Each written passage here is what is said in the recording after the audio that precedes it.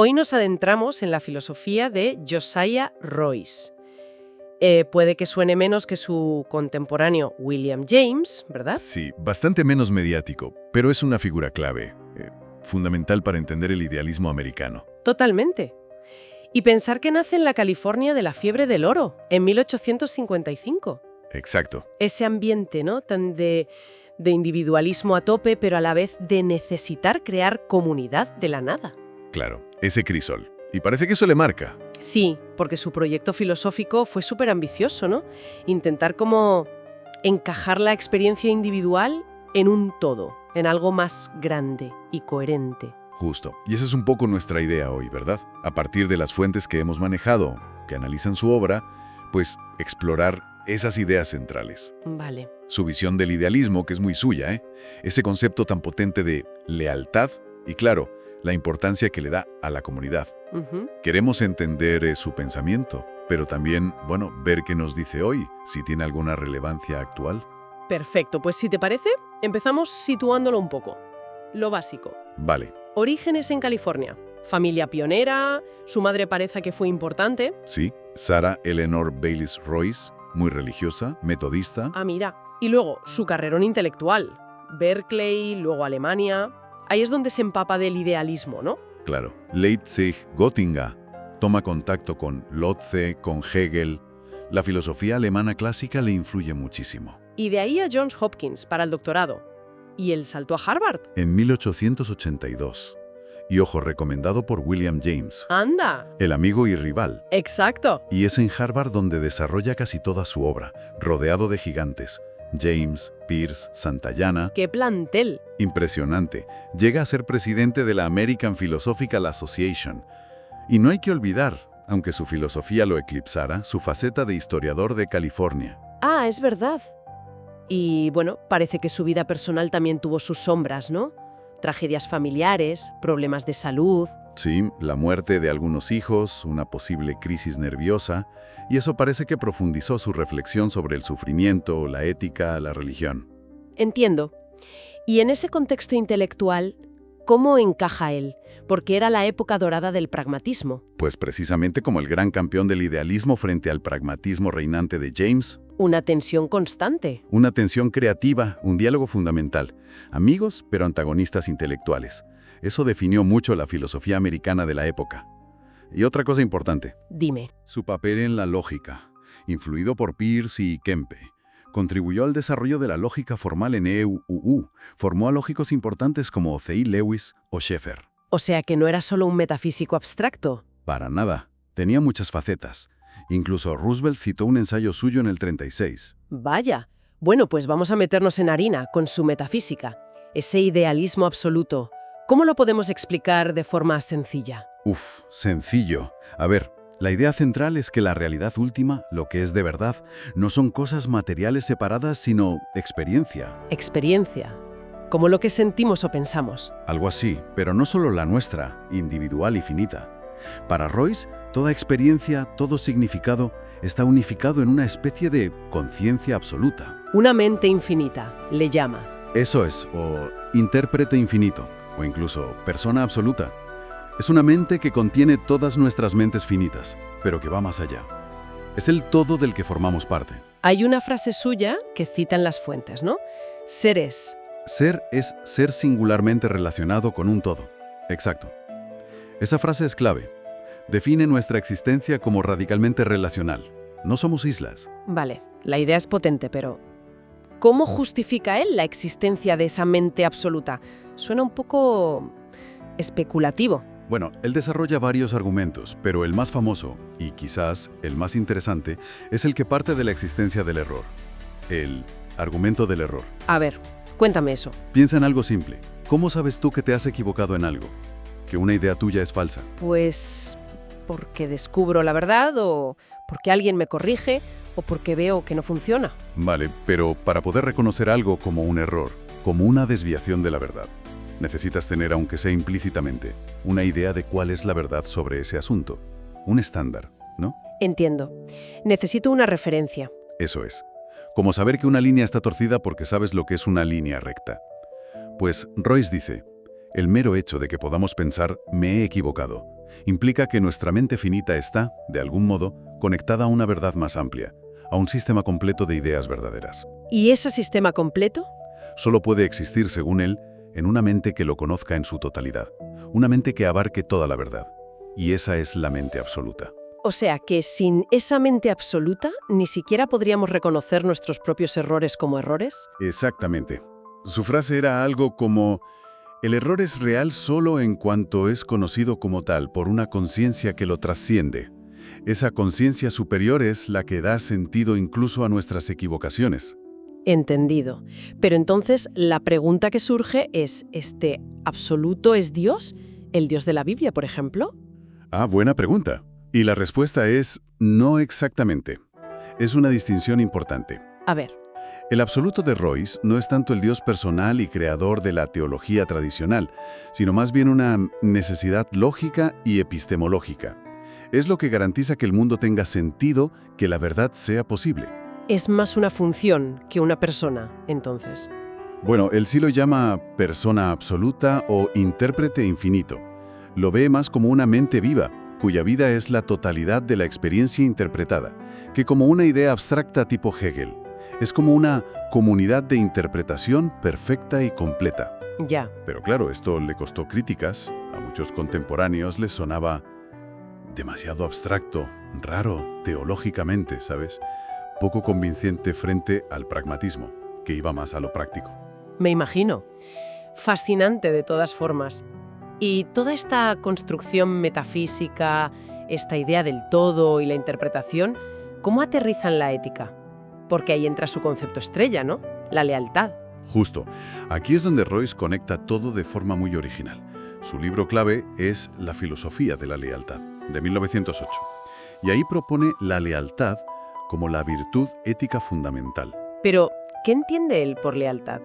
Porque suena a algo, no sé, un poco antiguo. Lealtad al rey, al jefe.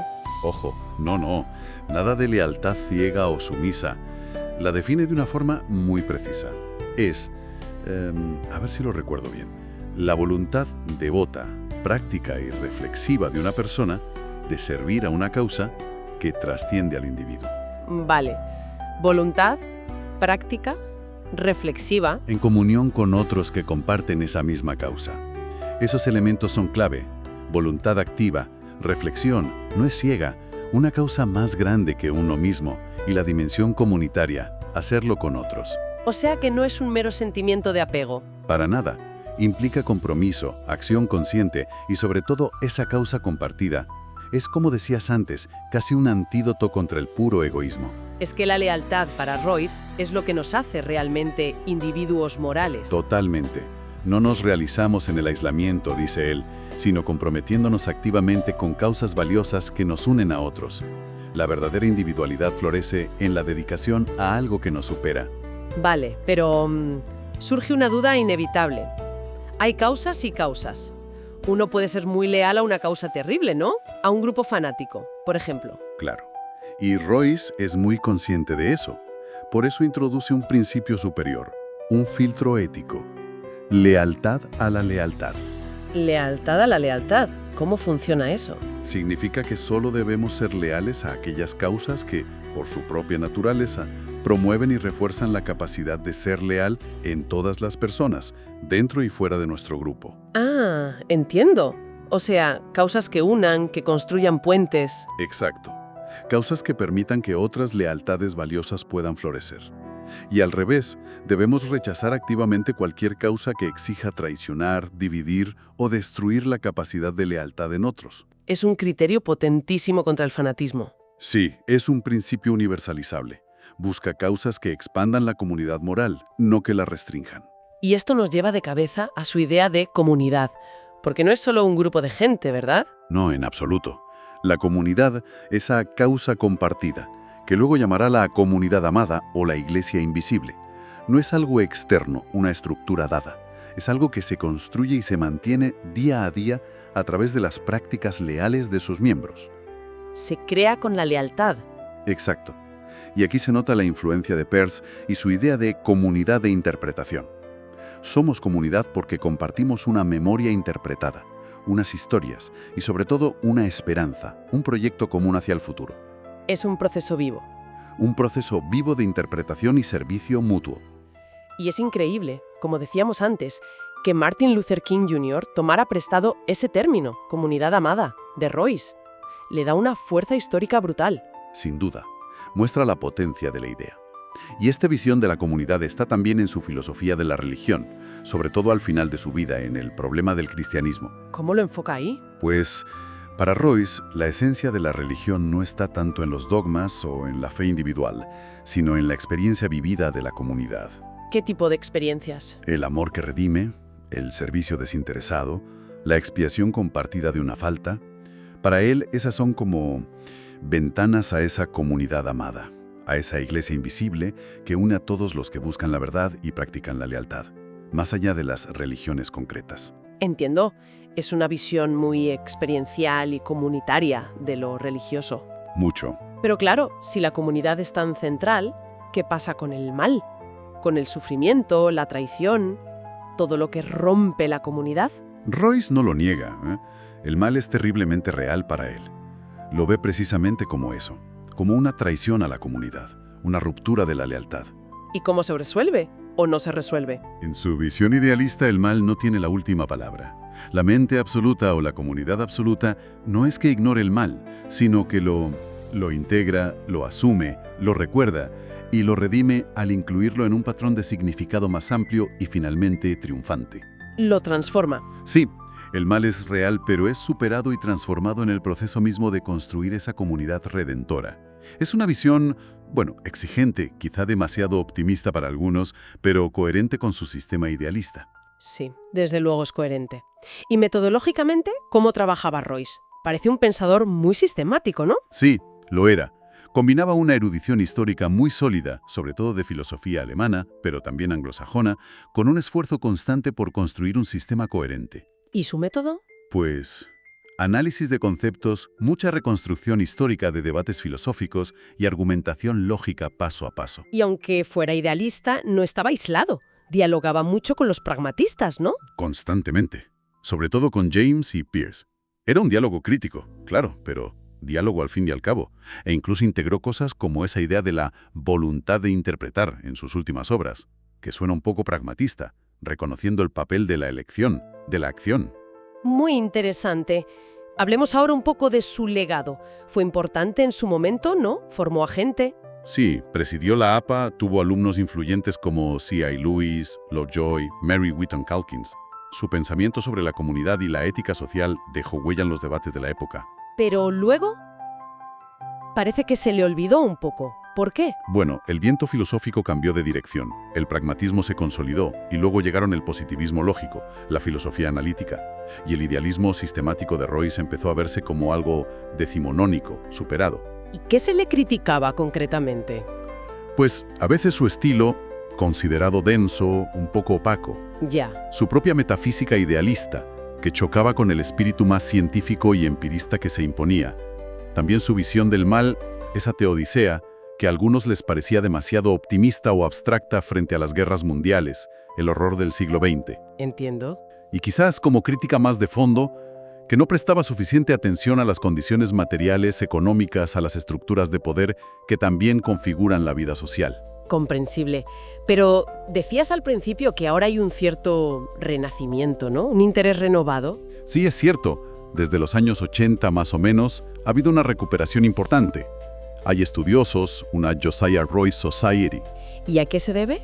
¿Qué nos puede decir Royce hoy, en el siglo XXI? Pues yo creo que precisamente algunas de sus ideas centrales, si las leemos de forma crítica, no literal, conectan mucho con problemas actuales. Ya no se trata de ser royciano, sino de ver qué herramientas nos da.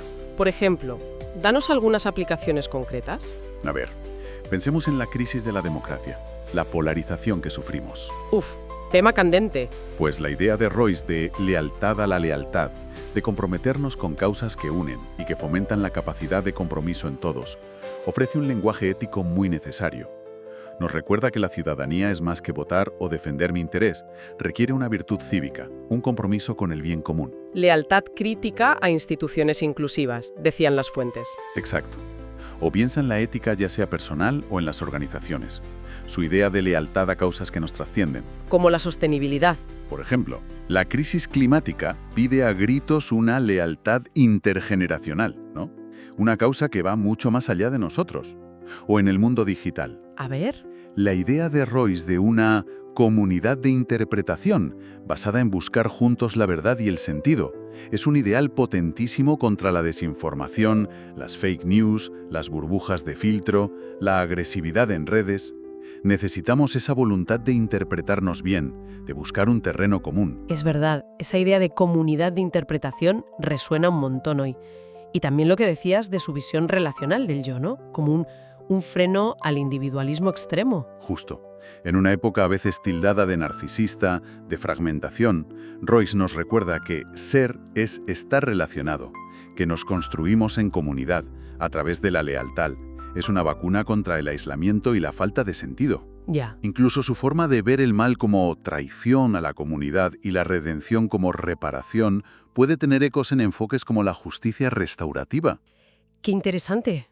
Y no olvidemos su última visión, la de una gran comunidad internacional. Sí, eso también salía. Basada en la lealtad mutua en mecanismos de cooperación, casi como un seguro moral global. Un ideal que, bueno, sigue siendo un desafío enorme hoy en día. Desde luego. La verdad es que, repasando todo, emerge una visión muy potente y trabada. Esa ontología relacional, la ética de la lealtad activa a causas dignas y la comunidad como el lugar donde todo cobra sentido. Un pensador singular, un idealista en tierra de pragmatistas. Sí, muy singular. Y quizás para terminar, la pregunta que nos deja Royce flotando y que las fuentes sugieren es, bueno, es muy actuar, ¿no? ¿Cuál sería? Pues en este mundo nuestro, tan complejo, tan conectado pero tan dividido, ¿a qué causas comunes merece la pena que dediquemos nuestra lealtad hoy? ¿Qué tipo de lealtades necesitamos cultivar? ¿Lealtades críticas? ¿Leales a la propia lealtad? Para intentar construir algo que se parezca, aunque sea un poco, a esa gran comunidad que él soñaba. Una comunidad que nos dé un sentido compartido y nos ayude a afrontar los retos que tenemos delante.